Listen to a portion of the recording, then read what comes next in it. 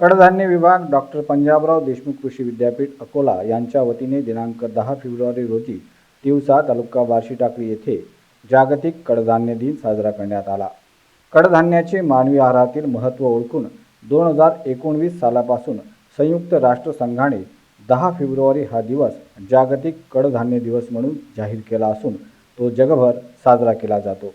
दिनांक 10 फेब्रुवारी रोजी कडधान्य संशोधन विभाग डॉक्टर पंजाबराव देशमुख कृषी विद्यापीठ अकोला यांनी जागतिक कडधान्य दिवसाचे आयोजन तिवसा तालुका बार्शी टाकळी जिल्हा अकोला येथे केले।